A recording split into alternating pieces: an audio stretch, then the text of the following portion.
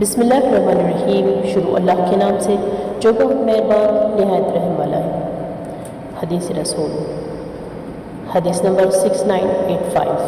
اچھا یا برا خواب۔ نبی کریم صلی اللہ علیہ وآلہ وسلم نے فرمایا، اچھا خواب اللہ تعالیٰ کی طرف سے ہوتا ہے، اس لیے جب بھی کوئی رات میں اچھا خواب دیکھے تو اس پر اللہ تعالیٰ کی حمد و ثنا بیان کرے اور اپنے کسی خاص بندے کے سوا کسی اور کو نہ بتائے،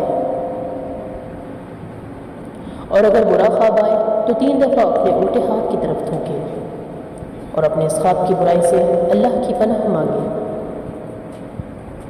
اور یہ خواب کسی اور کو نہ سنائے، اور اگر چاہے تو 2 رکعت نماز نفل ادا کرے۔ اور ایک اور حدیث میں آتا ہے کہ اگر کوئی شخص رات کو اچانک سے بیدار ہوتا ہے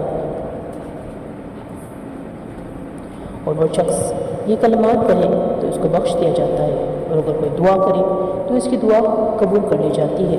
وہ کلمات یہ ہیں: لا الہ الا اللہ وحدہ لا شریک لہ لہ الملک ولہ الحمد وہو علی کل شیء قدیر، سبحان اللہ والحمد للہ ولا الہ الا اللہ واللہ اکبر ولا حول ولا قوۃ الا باللہ العلی العظیم رب اغفر لی۔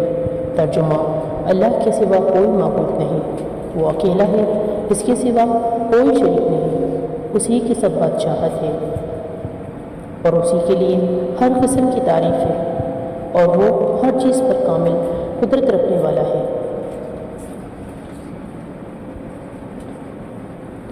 اللہ پاک ہے اور سب تعریف اللہ ہی کے لیے ہے، اس کے سوا کوئی معبود نہیں، اور اللہ سب سے بڑا ہے۔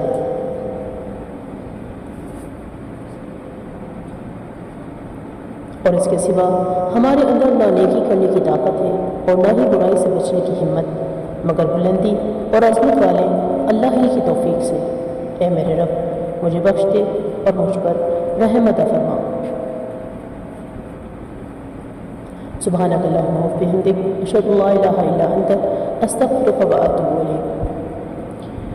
اگر آپ کو کسی حدیث کی تلاش ہو تو ہمیں کمنٹ سیکشن میں ضرور بتائیے۔ اس کے ساتھ ہی ہماری ویڈیو کو لائک، شیئر اور سبسکرائب ضرور کیجیے۔